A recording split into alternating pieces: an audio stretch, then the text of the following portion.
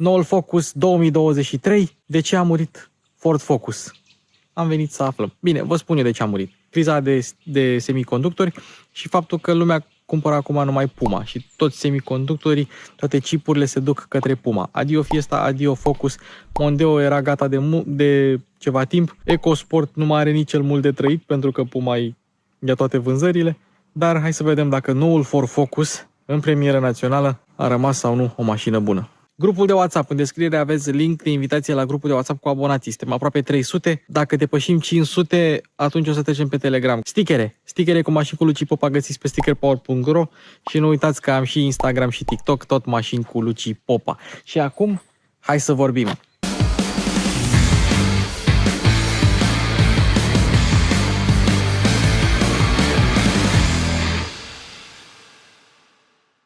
Deci mașina din spatele meu, mașina de astăzi este un Focus Facelift 1.0 EcoBoost Mild Hybrid, 155 de cai putere, cutie automată, 7 rapoarte dublu ambreiaj, cutie nouă, ST-Line cu ceva dotări pe ea, 26.500 de euro cu TVA inclus cu reduceri.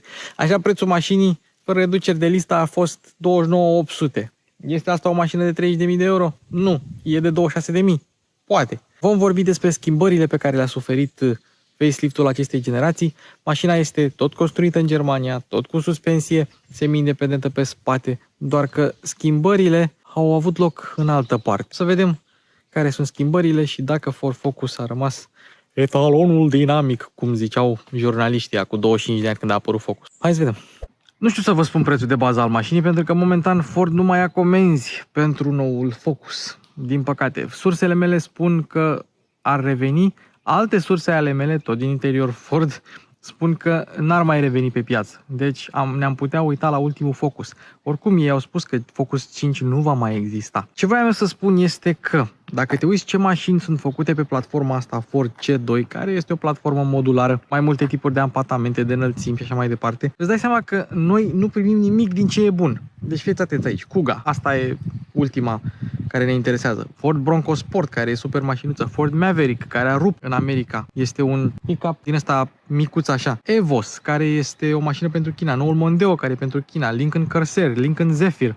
Toate astea sunt niște mașini pe care noi nu le primim, dar o să vă arăt eu cum poți să schimbi ecranul de la Sync 3 cu unul de Lincoln. Bun, hai să începem cu exteriorul. Avem așa. Connected Titanium ST-Line, ca ăsta.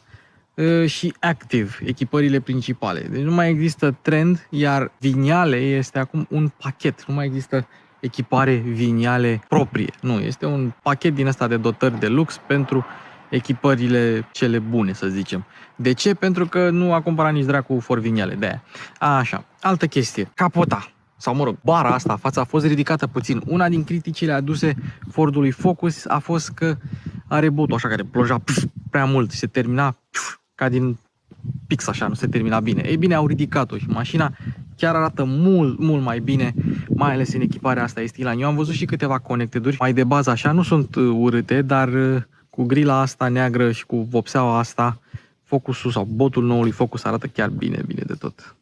Ok, ce trebuie să țineți minte? Ford Focus a rămas un hatchback, deci o mașină joasă. Dacă îți iei Active, atunci suspensia e un pic ridicată. Dacă îți iei ST-Line, atunci suspensia e puțin coborâtă. Bine, dacă îți iei e mult spus pentru că nu se mai vând, cel puțin când filmăm noi chestia asta. Dar dacă vreodată vor reveni în producție, să țineți minte acest lucru. Ei bine, la borduri ai 23 de centimetri peste care poți trece. Iar în București am văzut multe borduri mai înalte de 23 de centimetri. Deci ușor să nu vă zgâriați Focusul nou-nouț, care nu se mai fabrică. Bun! Noile faruri full LED sunt standard, avem faruri LED standard, fără fază lungă automată, pentru asta trebuie să plătești în plus, dar ceața este inclusă în far și mini de manevră, adică un fel de cornering la viteză mică pentru manevrări prin parcare. Acum farurile au faza lungă aprinsă și ceața aprinsă și semnalizările și luminile de zi. Se vede că în locul semnalizărilor sunt luminile de zi când se închid acestea. Uite, scrie și Ford LED pe ele. Pentru cine voia, exista și opțiunea de Dynamic Pixel LED, adică faruri Matrix LED cu funcția anti-orbire a traficului venind din sensul opus. Aveam cornering bazat pe cameră, era o cameră acolo în bord. Aveam Bad Weather Light, care era ceață, doar că nu se numește Fog Light, se numește Bad Weather Light, nu știu de ce. Și iluminare în funcție de semnele de circulație. Dacă tot suntem la capitolul lumini, hai să vorbim un pic despre stopuri. Stopurile au fost și ele îngustate, la fel ca farurile. Avem LED la poziții, avem far de ceață doar pe stânga, dar semnalizările în spate sunt pe bec incandescent. Dacă ții pixel LED-urile, atunci primești și alte stopuri full LED care arată ceva mai bine. Lumina de marșarier este pe cealaltă parte pe dreapta, dacă ceața este pe stânga, iar în oglindă avem LED la semnalizare, nu altceva. Majoritatea focusurilor pe care le veți vedea pe stradă vor fi connected-uri, adică versiuni mai slab echipate așa. Există foarte, foarte puține care au intrat în România cu Sync 4, dar foarte, foarte puține. Salutăm pe băieții cu Sync 4. Pentru că după un timp nu s-a mai putut comanda Sync 4. De ce zic asta? Pentru că noi avem aici un ST-Line. Un ST-Line care este ex-mașină de demo. Mașinile de demo erau un pic mai bine echipate și la Road Hill, de unde a fost luată mașina asta, și la BDT în București, mașinile de demo au fost, la BDT încă este, ST-Line. Acum, un fun fact, la Focus disurile de frână au același diametru pe față cu spate, adică 287 de mm. Însă, ce vreau să menționez aici? Astea sunt jantele standard de ST-Line, de 17 cu anvelope, Continental Eco Contact 6, adică aceleași care vin pe Dacia Sandero, pe Logan, pe Duster, pe Mercedes A-Class și pe multe alte mașini. Nu știu, cred că și Ford Fiesta vine tot cu ele. Ei bine, dar sunt 2, 15, 50, 17 XL Extra Load pentru mașini grele. De ce Extra Load? Nu știu, pentru că mașina asta chiar nu e grea. 1300 și un pic de kilograme la gol și e cu 88 de kg mai ușoară decât un Ford Focus 3 cu aceleași specificații, gen 1.0 EcoBoost automat. Și acum hai să vorbim de oglindă, oglinjoară, cine e cea mai mică din țară, pentru că Ford are oglinzile mici și motorașul sună de parcă ar fi același motoraj la toate modelele de Ford, inclusiv la Fiesta, la Puma, la Focus, poate chiar e același. Însă, o chestie ciudată, observăm semnul de blind spot assist aici în stânga. Ford se laudă că acesta este primul Focus, deci Focus 4 facelift e primul Focus care ar avea blind spot assist. Chiar așa să fie, eu chiar nu mai țin minte, dar dacă are cineva Focus 4 și are blind spot assist, să-mi spună. Ei bine, ce e cu adevărat o premieră, și asta e luată de pe F150, este blind spot assist cu trailer assist.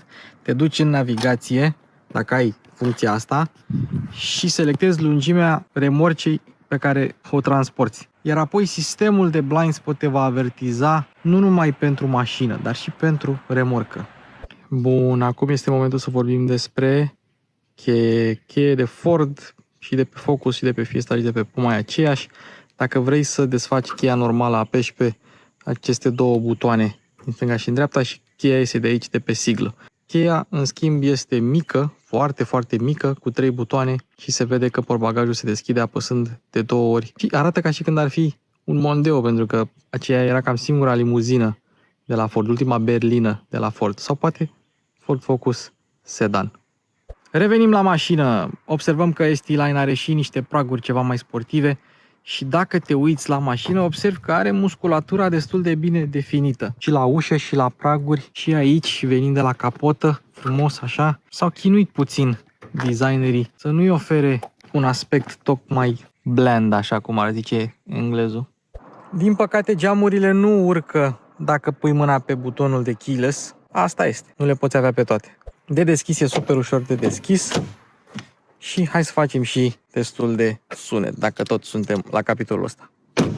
Așa se aude o mașină făcută în Germania și am observat că are un sistem similar modelelor PSA, dar nu știu de ce. Dacă vrei să închizi ușa, faci așa. Și se închide foarte ușor. Materialele diferă în funcție de echipare și observăm că mașina nu are acea protecție împotriva lovirii ușii de către alte mașini sau de stâlpi în parcări. Era o opțiune, nu știu cât costa, 150-200 de euro. Mașina asta nu are această opțiune, dar avem un reflector în cazul în care deschizi ușa noaptea. Materialele diferă în funcție de echipare, după cum am mai zis. Aici avem ceva imitație de piele moale și aici avem material textil care se poate colora de la frecare. Nu e neapărat de colorare, cât e piele umană aici. E exfoliere.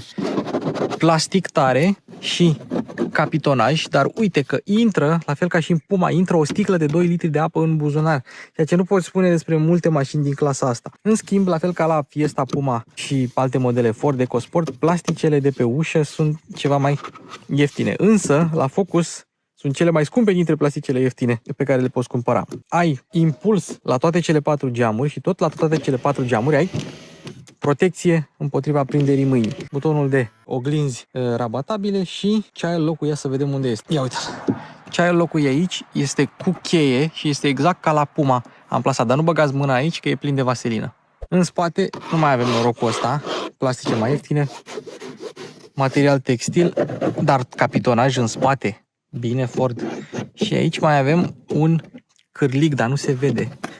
Nu știu sincer pentru ce este, este pentru agățarea unei plăsuțe de gunoi. Pentru asta este, doar că nu se vede, fiind neagră și fiind băgată acolo, nu se vede. Cam așa arată în spate. Mai avem și al treilea geam de frână, care la Focus e integrat în ușă. Și ușa are o formă foarte ciudată pe interior și pe aici, la fel. Deschiderea, în schimb, în spate e bunicică, dar e o mare discrepanță între jos și sus, la spațiu. Bun, scaunele, mult mai bune decât la Fiesta, mult mai bune decât la Puma. Au șezutul lung, spre deosebire de celelalte care aveau șezutul scurt. Susținerea laterală e bună, per total sunt niște scaune ok. Nu sunt cele mai bune din clasă, dar sunt bunicele. Nu sunt scaune sport, vom fi noi pe echiparea Line, dar ele sunt moi. Hai să încuiem mașina și acum cu mașina încuiată, ia fiți atenți aici. Dacă vedeți un Ford pe stradă, faceți asta. Pentru că chiar dacă are ușa încuiată, bușonul se va deschide. Ia să vedem. Poți să bagi? Poți să bagi. Problema este că nu poți să furi sau să bagi motorină cu mașina încuiată pentru că mai are o treaptă acolo, nu știu dacă se vede, unde este încuiată. Deci, Easy Fuel-ul ăsta este Easy Fuel doar când mașina este descuiată. Nu sunt nici ei proști, adevărul ăsta e, dar chiar așa să lași bușonul să se poată deschide? Păi da, de acum încolo mă duc la o reprezentanță Ford și le deschid toate bușoanele. În spate Focusul are un eleron discret, avem un pic de piano black pe acolo. Focus scrie despărțit așa, Focus Ford, țeavă adevărată și pseudo-difuzor. Fordurile sunt printre puținele mașini, era să le zic europene, dar Ford e marcă americană toată ziua. Dar fiind făcute în Germania, să zicem că sunt printre singurele mașini europene care au bușonul pe stânga și țeava pe dreapta. Uite o chestie interesantă, logică până la urmă, dar totuși interesantă. În momentul în care deschizi portbagajul apăsând de 2 ori pe cheie, mașina rămâne încuiată, că am testat chestia asta, dar luminile de număr și stopurile, dar și luminile de zi, se aprind. Deci, noaptea, dacă vrei să deschizi portbagajul, se aprind și stopurile. Și acum ajungem la portbagaj manual. Culmea, amortizoarele sunt destul de puternice, deci nu trebuie să te chinui să îl ridici. Dar, în ciuda faptului că volumul pentru o compactă este ok, 392 de litri, avem așa, lățime 100 de cm, adâncime 80 de cm, margine de încărcare destul de mare, 19 cm, dar oricum marginea e destul de joasă, nu va fi greu să ridici obiecte voluminoase. Nu avem așa podea falsă, nu avem margine sau podea plană dacă rabatezi bancheta. Avem iluminare, nu avem priză de 12 V, avem cârlige și mai avem aici câte un buzunarel. Portbagajul inteligent îl are în schimb versiunea Estate. Acolo avem despărțitor, avem podea de cauciuc, avem un spătar, o zonă pentru obiecte umede. La versiunea Estate, Ford s-a chinuit cel mai mult. Deci dacă vreți spațiu, duceți-vă înapoi în timp, câteva luni și comandați-vă Focusul Break sau așteptați să vedem dacă se va mai fabrica Ford Focus vreodată. Alt detaliu interesant, roata de rezervă este una Hankook de 16 și este aceeași roată de rezervă pe care o primești la Ford Puma dacă nu alegi Mega Box-ul. Deci măcar ai roată de rezervă de dimensiuni temporare. La Fiesta generația trecută primeai roată de rezervă full și dacă vrei să închizi, ei bine, atunci ai 2 mânere de care să te ții și e ușor de închis portbagajul. Ia să vedem. Uite că stă. Bam. Și atunci când închizi, se aprind și stopurile. Dacă vrei să rabatezi bancheta, ia uite cum stă bancheta. Și dacă vrei să o ridici la loc, pac. Deci, aia e. Să țineți minte că trebuie să aveți grijă la centură când rabatați bancheta. Și Line nu pierde cotiera. Dacă tot suntem la capitolul acesta, e foarte greu de rabatat bancheta. Butonul ăsta e un pic ciudat, în ciuda faptului că bancheta e destul de ușor de ridicat și de coborât. Dar na. Trebuie să apeși tare și e neergonomic. Ca să deschizi capota la Focus, trebuie să tragi de 2 ori ca la BMW. Însă la BMW-uri ai două amortizoare, ceea ce înseamnă că în momentul în care ai ridicat de capotă, se ridică singură. Te-ai aștepta ca și mașina asta să aibă amortizoare, având în vedere că trebuie să tragi de 2 ori. Însă nu ai. Și capota este destul de grea. Deci tot ceea ce face sistemul ăsta de desfacere cu două este să elibereze siguranța, să nu mai ai problema cu siguranța manuală. Deci asta e singurul avantaj. În rest nu ai amortizoare la capotă. Bun, măcar avem antifonare la capotă, asta este un lucru cât de cât bun. Ia fiți atenți aici. Unde credeți că este făcut motorul? Mașini fabricate în Germania. Motorul este făcut la Craiova Engine Plant. La noi, mă, la noi. Facem și noi ceva bun. Și vreau să mai arăt un detaliu interesant. Aici, la abțibildul pentru refrigerant, scrie ce cantitate de refrigerant trebuie să pui la motoarele de 101520 și ce cantitate la 2.3, adică la ST. Ei bine, ăsta este stickerul preluat de la vechea generație, de la Focus 4 pre-facelift, pentru că acum, deși există 1.0 benzină și 1.5 diesel, nu mai există 1.5 benzină și nici 2.0 diesel pe Focus. Au fost scoase de pe piață, au fost retrase de pe piață. Ăsta este abțibildul pe care Ford nu l-a updatat. Deci am văzut ce motoare nu se mai puteau pune pe Focus 4.5.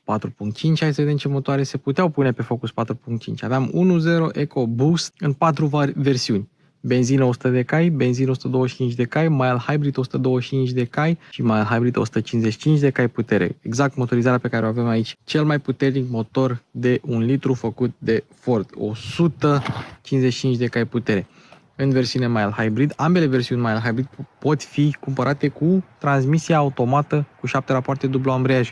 Adică aceeași cutie pe care o folosește Renault pe DC-uri, aceeași cutie pe care o folosește BMW și Mini pe modelele sale cu tracțiune față și cu 7 trepte. Steptronic-urile în 7 trepte sunt aceeași cutie. E o premieră pentru Ford, pentru Focus de fapt, această cutie. Am regăsit-o și am condus-o și pe Fiesta și pe Puma. Însă, după cum vom vedea la proba de condus, pe Focus se descurcă cel mai bine. Se vede că asta e cea mai matură mașină dintre cele trei. Motorizări diesel, 1.5 EcoBlue, 95 de cai putere și 1.5 EcoBlue, 120 de cai putere, pe care puteai pune cutia automată cu 8 rapoarte cu convertizor de cuplu. Și mai există și o versiune ST automată cu cutia automată cu 7 rapoarte. Ce au făcut a treia și a patra la cutia cu 8 trepte erau atât de apropiate încât au mai luat una din trepte pentru că motorul nu avea nevoie de o schimbare de treaptă unde să cadă 3-400 de rotații pe minut sau cât cădea. Așa că i-au tăiat o treaptă. Nu are nevoie de eficiență la viteze mici, fiind un ST. Deci, după cum am spus, avem așa. Ia uite, 1.0 EcoBoost mild hybrid și surprinzător nu i-au pus căpăcel. La Fiesta și la Puma am văzut că avea căpăcel de motor. Aici nu avem. Foarte eficient pe Fiesta, foarte eficient pe Puma. Abia aștept să văd cât de eficient este pe Focus și o să povestim despre chestia asta. Acum, noutăți, nu mai este distribuția pe curea umedă, pe curea în baie de ulei, este pe lanț. Cam asta e singura schimbare.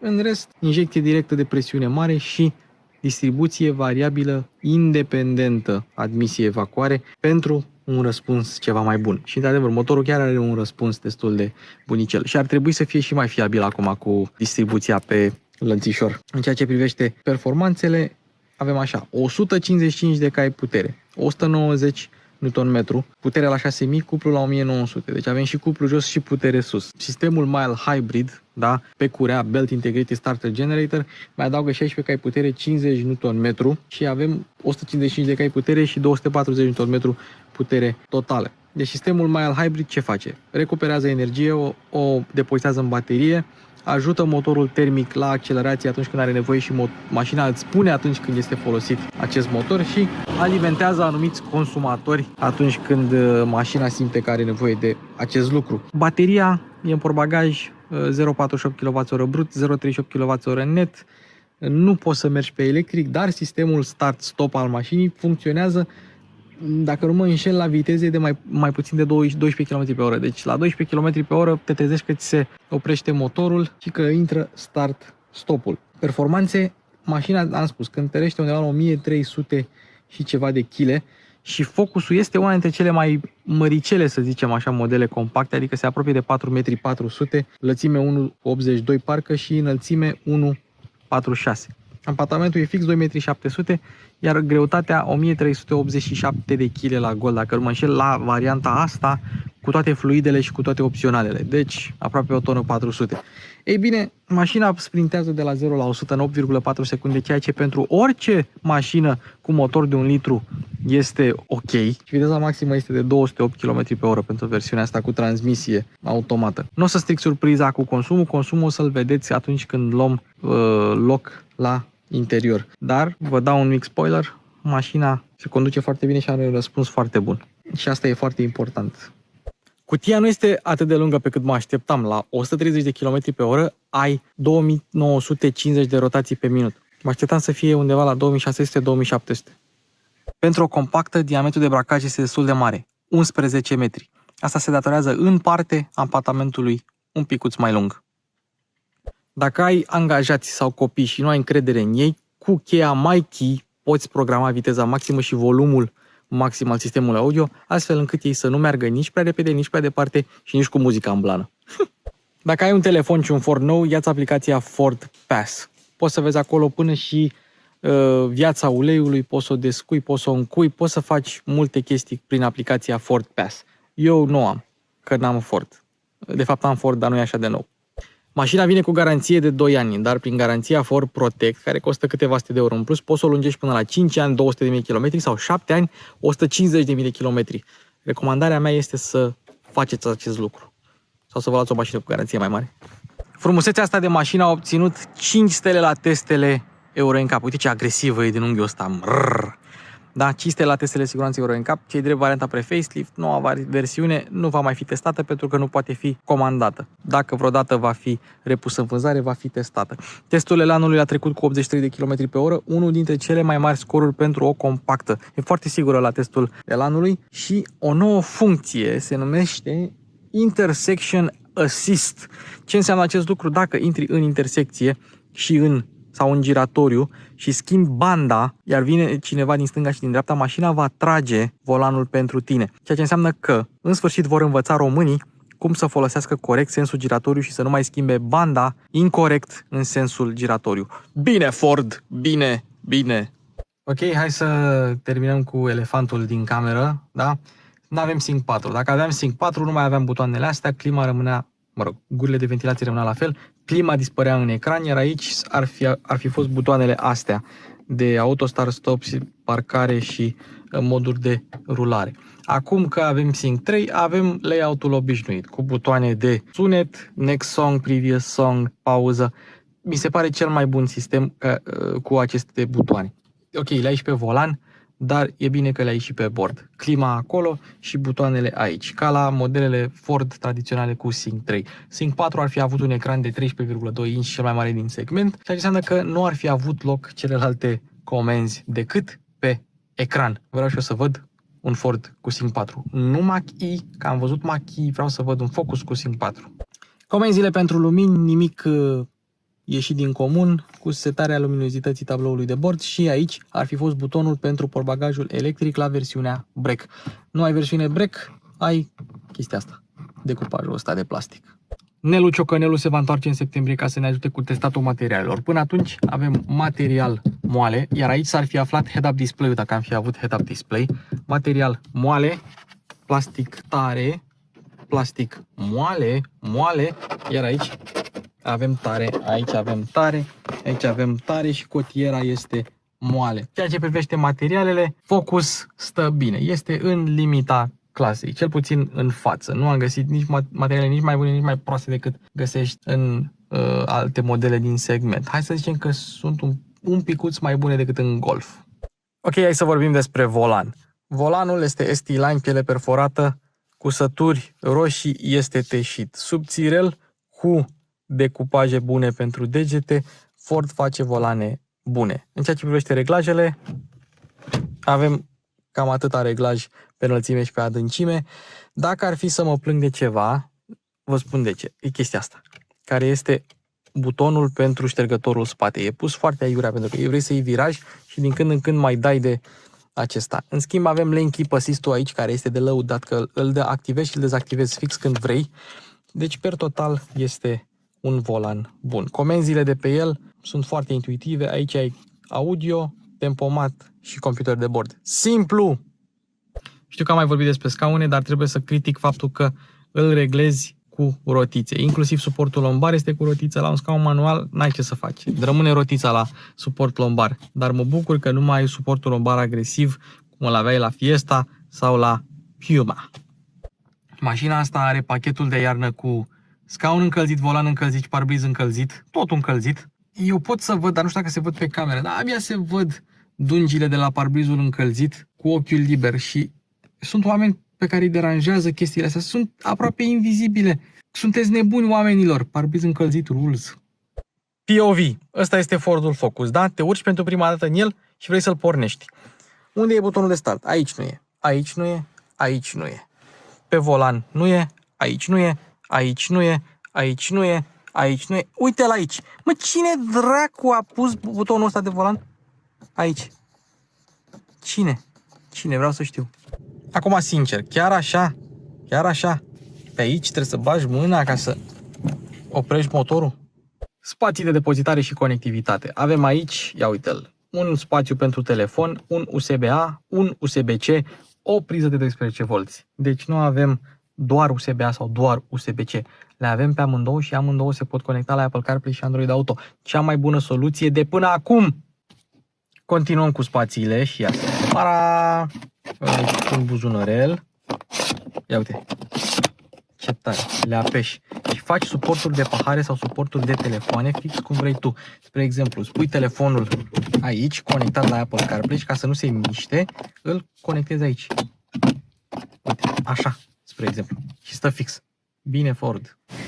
Cotiera nu este extraordinară, n-am să mint, dar glisează în față, e moale, se ridică, ai aici o tăviță, îți spune unde e frontul.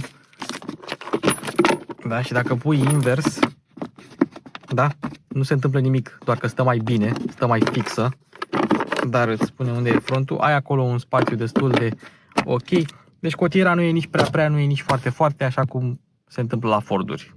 Modelul de față vine cu clima cu două zone. Se aprinde din buton, ai temperatură pe o parte și ventilator ai aici. Ai auto, parbriz încălzit, scaune încălzite, tot ce vrei. Continuăm. Schimbătorul. PRNDL este pentru frână de motor sau condiții unde ai nevoie de frână de motor. Să zicem condiții de aderență scăzută. Acum, Ford zicea pe site-ul lor, ziceau că Estelanul vine standard cu padele. Where is the padele? Fiesta cu motorul ăsta n-a avut padele, Puma cu motorul ăsta n-a avut padele, Focus cu motorul ăsta nu are padele, cel puțin exemplarele testate de mine. Vreau și eu să văd cum se conduce un Ford cu cutia asta cu dublu ambreiaj cu padele. Cer prea mult, dar spre deosebire de Puma avem frână de parcare electrică, nu manuală, că la Puma tragi de mâner și prefer mânerul, și auto hold, ceea ce la Puma nu aveam. Deci un plus pentru Focus. Nu puteam să uit și de acest compartiment. Dacă vrei să-l speli, să-l cureți, îl ridici frumos de aici. E bun pentru o monedă de 1 euro sau pentru o cheie. Nu avem tabloul de bord digital, dar dacă vreți să vedeți cum ar arăta tabloul de bord digital, uitați-vă la clipul meu cu Ford Puma sau cu Ford Fiesta, pentru că acolo le-am arătat și este fix același tablou de bord. Dacă vrei să pornești Focusul, trebuie să apeși o grămadă de butoane până să vezi meniul. Și avem așa. Trip Computer 1, Reset Individual Values, Configure View, da? Sau te duci așa în jos și vezi, uite, când încarcă sau când ai putere din partea sistemului Mild Hybrid, sisteme de asistență, o busolă, radio, telefon și mașina ta, care culmea este un ST-Line, doar că nu este albastru, este roșu. În rest, consumul este de 6,6 pe ultimii 400 și ceva de kilometri, dar acesta este consumul mașinii de când a fost luată mașina, pe ultimii 3000 de kilometri. 7.5. Și vreau să spuneți voi în comentarii dacă este mare sau mic. Bun, și acesta este sistemul de infotainment cu Sync 3. Suntem pe Home, da? Avem așa. Apple CarPlay, Android Auto, dacă apeși pe Maps, ai Apple CarPlay, ia uite-l, vum, foarte frumos, răspunde bine, e full screen. La Sync 4 nu e full screen, însă un plus față de Puma și Fiesta este că ai și meniul de climă aici. Tara, toate meniurile de climă. De adevăr, parcă am multe butoane, dar te obișnuiești cu ele în timp. Alt plus la sistemul acesta de infotainment este că fie aici, de la butonul ăsta, fie Settings, Sound, intri în setările de sunet și nu te chinui cum te chinui în alte mașini să găsești setările de sunet. Și pentru un cost suplimentar puteai să iei sistemul de sonorizare B&O varianta mai ieftină de la Bang & Olufsen, cu 10 boxe, 675 de W putere, un sistem audio bun. Mașina asta are pachetul de sisteme de asistență, cred că le are pe toate. Toate. Cameră, wrong-way alert care spune când mergi pe interzis, blind spot assist, cross traffic alert, driver alert, traction control, normal că are traction control. Însă, hai să vă arăt ce e mișto la Ford-uri. Te duci la cruise control și poți să setezi normal, că dacă nu vrei adaptiv, adaptiv, dacă nu vrei normal, inteligent, în funcție de limitele de viteză. Și dacă alegi inteligent, poți să selectezi toleranța. Dacă limita de viteză e 50, mașina va merge cu 70. Automat, nu trebuie să faci tu nimic. Dacă limita e 100, va merge cu 120. Dacă limita este 150, va merge cu 170. Și tu poți să selectezi la sânge care este toleranța. Proprietarul acestei mașini merge așa. Sau, poate nici nu știe. Și aici avem un Mondeo și un Explorer. Iar în tabloul de bord, la tabloul de bord digital, dacă ai avea tablou de bord digital, mașina din față de pe tempomatul adaptiv sau inteligent, mereu ar fi un Mondeo. Deci lăsăm pe inteligent și toleranță 20%, 20 de km pe oră. Și la limitatorul de viteze avem aceeași poveste. 1 km în plus. Ia, avem și cu minus. N-avem. Nu știu de ce Ford-urile au chestii mișto. 30 minute maxim idle. Dacă uiți mașina cu motorul pornit, după jumătate de oră se va opri. Și aici creezi un My Key pentru copil sau pentru angajat. Bun, și acum hai să vă arăt cum să schimbați tema la Sync 3, merge la orice Sync 3. Deci, contactul pus, e deja pus, pe butonul de Next Track și pe butonul de Next Track de pe volan, le țineți apăsate. Mașina face test de boxe. După ce și-a făcut testul de boxe, mă rog, poți să te duci aici la Diagnostic să vezi RGB Pixel Test, poți să vezi Display Pattern Test, poți să vezi mai multe chestii, dar nu ne interesează. Te duci la Testing Settings, Enable Testing Settings și o vedem aici Theme. Theme scrie Ford ST. Așa, e aici toate temele. Ford ST era trecut primul, pentru că e ST Line. Ăsta e ST normal. Ai Ford RS și Ford ce vreți voi. Da? Evo, Ford Mustang, Ford Shelby, Shelby R, Vignale, tot ce vreți. Da? Ei bine, dacă te duci în jos de tot, ai Lincoln. Și punem Lincoln Continental, așteptăm puțin. Nu uitați să apăsați pe Enable Testing Settings. E prima setare, îi dați Enable. Așteptăm puțin. 2 hours later. Tada! Ia uite, temă de Lincoln. Țineți minte, Enable Testing Settings, ieși de aici și acum te poți juca cu chestia asta. Testing Settings rămâne aici ca să nu mai trebuiască să faci încă o dată testul de boxe. Bun, și ia uitați-vă cum arată. Mergem la climatizare. Ia uite, s-au schimbat. Dacă pornim climatizarea și setăm temperatura, uitați cum apare pe ecran. Nu mai apare ca la Ford, apare ca la Lincoln. Dacă mergem la audio, din nou, o să vedem totul de Lincoln. Și aici la Ford Pass Connect apare emblema de Lincoln. Foarte tare. Și dacă mergem la Display și vedem Night Mode, dacă trecem pe Day Mode, se schimbă din nou culoarea. Deci, cam așa îți pui Night Mode. După aia te duci la Testing Settings, te duci la Lincoln, te duci la Ford ST, după aia dai Disable Testing Settings ca să nu-ți mai apară meniul acela aici și asta merge la orice Sync 3. La ST avem plafon negru, 4 mânere la toate ușile, dar nu avem lumină la parasolar. Măcar avem centuri de siguranță reglabile pe înălțime, pentru că la Puma și la Fiesta nu aveam. Gata, cam aici se strică focusul. Bancheta nu e așa confortabilă. Așa la spațiu n-am ce să mă plâng. Scaunul e dat la maximum în spate și spațiu am la picioare. La cap, dacă ești, nu știu, peste 1,80 să zicem, s-ar putea să atingi cu capul.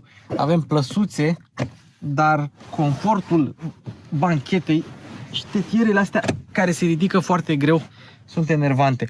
Deci bancheta nu e profilată mai deloc, ea e moale, dar are forma asta ciudată, așa, se duce în jos și nu este deloc ergonomică.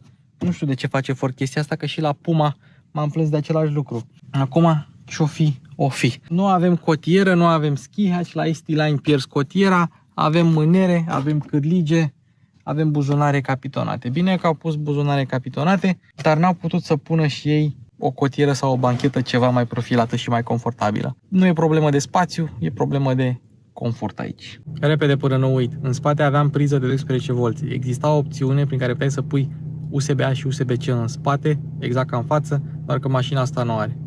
La multe mașini cu start-stop, în momentul în care e start-stop-ul activat și tu îți dai centura jos, motorul pornește. La asta nu se întâmplă chestia asta. Pornește abia atunci când deschizi ușa. Și un detaliu foarte interesant, am observat că la Forduri poți încuia mașina cu motorul pornit, doar că nu se vor rabata oglinzile. Mașina se încuie, motorul rămâne pornit și oglinzile rămân nerabatate. Bun, și plecăm la drum cu Focus. N-am mai condus un Focus de când a apărut Focus 4. Cam de atunci. Dar mai țin minte că am mers cu un S-Line diesel foarte mult timp cu cutia automată cu 8 trepte și mi-aduc aminte cutia aia că m-a enervat, că avea 3 și 4 treptele foarte apropiate. Acum, hai să vedem cum stăm în Focus. Mai bine decât în Puma, mai bine decât în Fiesta, mai bine decât în Golf? Da, mai bine decât în Golf. Chiar stai mai bine decât în Golf.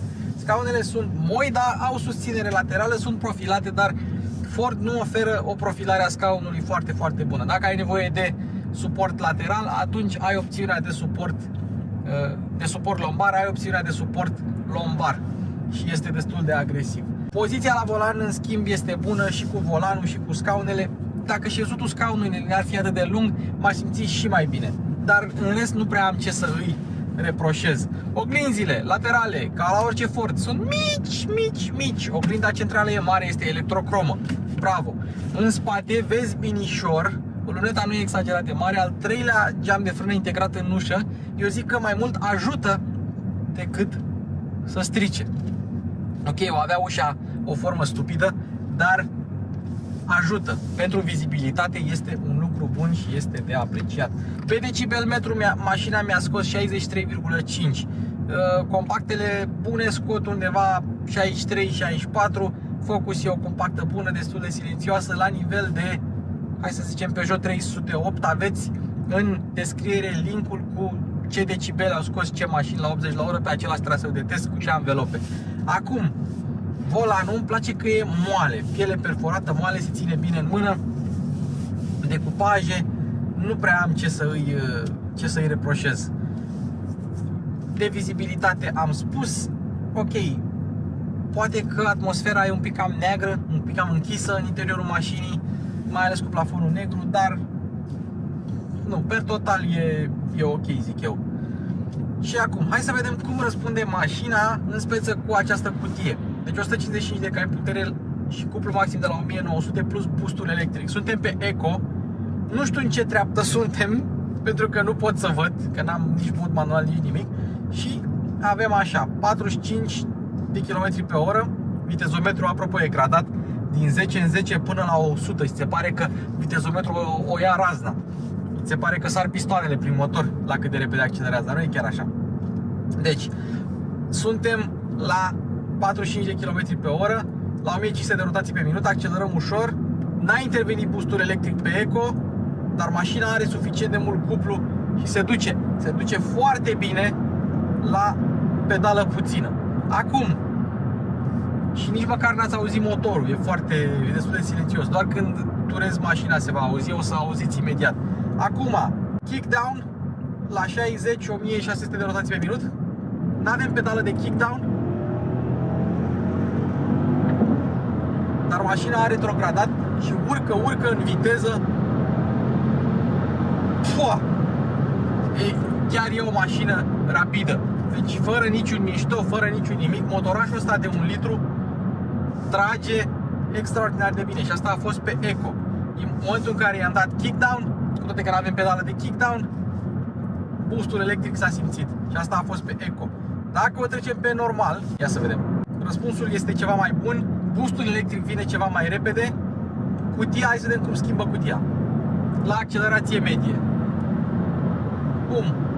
Schimbă ca una cu duplu ambreiaj, că e cu duplu ambreiaj, dar schimbă ca una, nu schimbă foarte rapid, nu schimbă fulminant. Poate pe sport, vom vedea.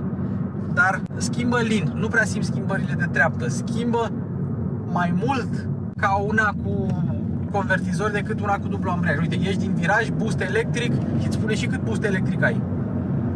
Schimbă, răspunde prompt și schimbările de treaptă nu le simți. În Puma le mai simțeai, mai ales la plecarea de pe loc. Ia hai să facem chestia aia cu Puma. Deci, cu cutia pe care am făcut-o la Puma. Start-stop-ul pornit, în momentul în care iau piciorul de pe frână, îl pun până accelerație, să vedem dacă mai este cutia stângace. Mult mai puțin stângace decât la Puma. Bine de știut. Deci pe Focus totul se comportă ceva mai matur și ceva mai bine. Acum suntem pe Sport, urmează niște viraje și înainte de viraje trebuie să spun că suspensia un pic mai rigidă la ST se simte. Adică dacă vrei un confort mai bun, ia-ți o mașină, ia-ți un Active, ia-ți un Trend care nu mai există, un Connected, un Titanium și așa mai departe. Se simte cam fiecare denivelare. Cu toate astea, mașina nu este rigidă, când ai peste denivelări. Nu, e destul de suplă pe denivelări. Acum suntem pe Sport, hai să vedem virajele. Cum răspunde cutia, cum răspunde motorul. Răspunsul la pedal foarte bun pentru o motorișcă de un litru. Se ține turația sus pe Sport. Mașina e plantată și răspunsul amortizoarelor, reculul lor e foarte bun, adică nu rămâne mașina în vreun impas. Urmează un viraj strâns, ia să vedem, intrăm în viraj, puntea față destul de conectată, ai și un pic de feedback în volan, dar nu foarte mult. În momentul în care mașina începe să se chinuie la limita aderenței, direcția devine ușoară și atunci începi să pierzi un pic din feeling, dar puntea față e directă și puntea spate văd că urmărește bine mașina. Traiectoria e previzibilă la limită, subvirează un pic mai mult decât m-aș fi așteptat, dar probabil e de la anvelopele astea. Că în rest, șasiul mașinii, balansul șasiului e destul de bine setat și poți merge destul de tare cu mașina asta să te simți bine. Ok, nu mai are suspensia independentă de altă dată, dar Focus a rămas o mașină plăcută la condus. Chiar a rămas, mai ales în oraș la viteze mici, când faci manevre de parcare, manevre la viteze mici, să zicem. Direcția care este destul de ușoară și precisă, așa, e o plăcere. Și ce am observat este atunci când vrei să mergi drept și ai volanul virat, accelerezi, de aici trebuie să ții mâna pe volan, că mașina se va îndrepta singură, fără niciun pic de efort. Ia să vedem. Pe dâmburi, silențios, dar într-adevăr se simte suspensia rigidă la ST-Line. Ia să vedem. Încă o dată. Bam, bam. Și o plecare de pe loc în forță. Oh! Anvelopele, clar, de la anvelope e subvirarea aia. La cum a pierdut aderența, suta. Deci e clar de la anvelopele Eco Contact 6. Clar de la anvelope. Mașina asta merită niște anvelope ceva mai bunicele. Ia să vedem. Uite, la ieșire din viraj. Da. Anvelopele subvirează, că mașina are o ținută destul de neutră. Deci pe Sport, mașina e ok, cutia schimbă bine. Ia. Op. Și ESP-ul intră târziu. Asta am observat. Că ESP-ul intră târziu. Și acum, hai să vedem. După ce trecem de acest dâmb, trecem mașina pe Eco și trecem cutia pe L, de la Low, pentru aderență scăzută. Și dacă vrei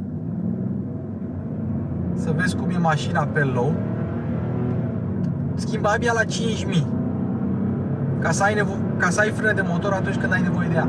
Și uite, la 5000 motorul nu este gălăgios. Se simte că aproape orice motor cu 3 cilindri, se simte ca și când ai avea un Matiz în portbagaj sau un Matiz așa care te urmărește, dar uite, ai putea să mergi și pe low, dar nu este indicat. E ca și când ai merge pe manual și schimbă la 5000. Fix asta este. Nu se duce în 6000 pentru că nu vrea să tureze foarte, foarte tare. Mergem, facem testul de mers singur și după asta zicem la revedere. Bun, și acum hai să vedem cum merge Sistemul de conducere semi-autonomă al lui Ford. Deci este adaptiv, cu menținere de bandă, dar merge și în trafic, doar că trebuie să-i dai tu să revină. Ia să vedem. Keep hands on the steering wheel. Ia. Keep hands on the steering wheel. Resume control. Resume control. Virajele le ia foarte bine și mă încetinește. Mă încetinește până la 10 km pe oră, așa cum face și cu Puma. E fix același sistem. Un sistem care merge foarte bine, frânează foarte bine, atât la Fiesta cât și la Puma, cât și la Focus. Ce mai pot să spun este că sistemul de frânare autonomă sau de recunoaștere a obstacolelor este destul de sensibil. Și aici se termină episodul nostru cu Ford Focus 4,5 facelift, 1.0 EcoBoost, este line, tot ce vreți. Păcat că n-am avut Sync 4. Dar Focus în premiera națională, doamnelor și domnilor. Mașini cu Luci Boba vă mulțumește. Vă așteaptă în comentarii, acolo unde vorbim despre orice, că eu citesc toate comentariile și răspund. Nu uitați stickere pe stickerpower.ro, grupul de WhatsApp în link. Eu vă mulțumesc, dacă vă place ceea ce fac, mă ajută foarte mult un like, un share, un subscribe și join dacă vreți să veniți, să fiți alături de mine. Gata, ne auzim în comentarii, ca de obicei, vă pup. Eu sunt Luci, Mașini cu Luci Popa se încheie.